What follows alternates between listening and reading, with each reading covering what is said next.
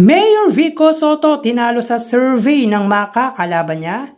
Yan ang pag-uusapan natin patungkol sa kinabibiliban at tinahangaan nating alkalde dito sa bansa ngayong araw po ng Biyernes Santo, April 18. Pero bago yan ay humihiling ako na pakisubscribe ang aking YouTube channel, paki-like and share na rin para mas rumami pa po ang makapanood ng munti nating video or ng ating channel. Maraming salamat po sa inyo mga kaparokya. So yun nga mga kaparokya, tila nangangarap ng gising ang kampo ng kalaban ni Mayor Vico Soto na si Sara Diskaya sapagkat naungusan di umano daw nito sa Trust Approval Ratings or Survey na inilabas po ng di umano'y SWS na isinagawa mula April 1 hanggang April 12. So dito may kita natin si Sara Diskaya ay may 48% at 45% naman po para kay Mayor Vico Soto. So mapapasana or ka na lang mga kaparokya sa kasinungalingan na isinagawa ng SWS kuno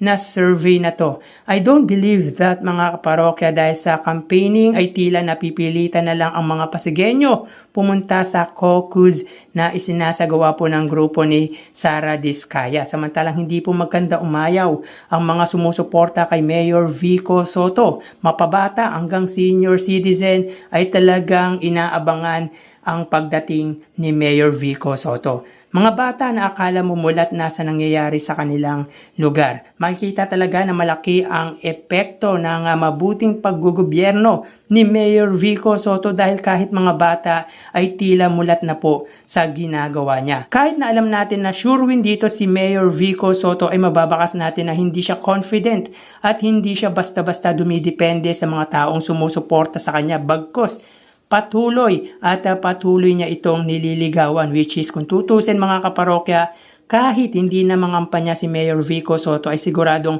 mananalo ito dahil proven and tested na po ang butihing mayor dahil sa mga ginagawa nito sa lungsod po ng Pasig. So isa sa nakakatawa dito mga kaparokya sa inilabas na survey na to, tanging 30% lang po ang nakuha ni Mayor Vico Soto sa District 1 at 47% naman po sa District 2. Samantalang ang katunggalin nito na si Sara Diskaya ay may 65% sa District 1 at 52% naman po sa District 2. So panalo na para sa SWS ang kampo ni Sara Diskaya against Mayor Vico Soto. Ayon po yan sa SWS. Nakakatawa ang survey na to mga kaparokya dahil base sa napapanood nating campaigning ng dalawang panig ay tila antok, napipilitan at di sumasang-ayon ang mga tao sa sinasabi po ng kampo ng Team Kaya This.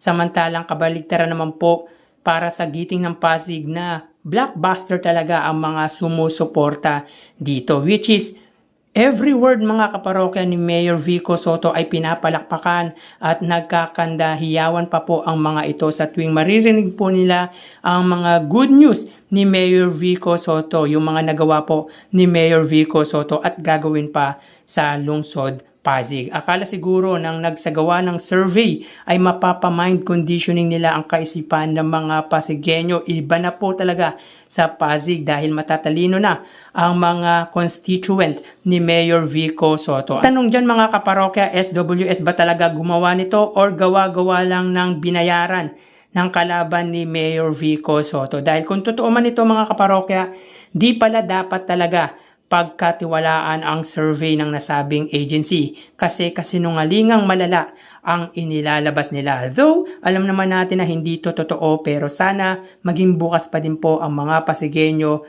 maging bukas sa kanilang kaisipan na wag iboto ang alam nilang gagamitin ang posisyon para sa sariling interes. Iboto ang alam nilang magbibigay ng magandang serbisyo sa lungsod nila at yan nga po ay si Mayor Vico Soto. At kung sa 6 na taon ay may maganda nang nagawa ito, how much more pa po sa 3 taong ilalagay pa nito sa kanilang lungsod as city mayor. Kumbaga, may nagawa na at may magagawa pa. Yung mga survey na yan na walang basihan, wag po nating intindihan yan. Unlike sa survey sa Pasig na napapanood ko, yun talaga legit na survey kung saan maswerte nang lumagpas po sa daliri ng isang kamay ang bilang ni Sara Diskaya. Tulad ng latest na survey na kinandak po ng isang vlogger na to na umabot lamang po ng 3 votes si Sara at 69 naman po kay Mayor Vico Soto. Ito, patunay po talaga na kasinungalingan ang survey na lumabas galing po sa SWS. So, vote Giting ng Pasig, lalo na sa mga Pasigueño, at hindi po natin iboboto ang Pinoy Ako Party List. So hanggang dito na lang po tayo mga kaparokya. Mag-iingat po tayo palagi. Thank you and God bless.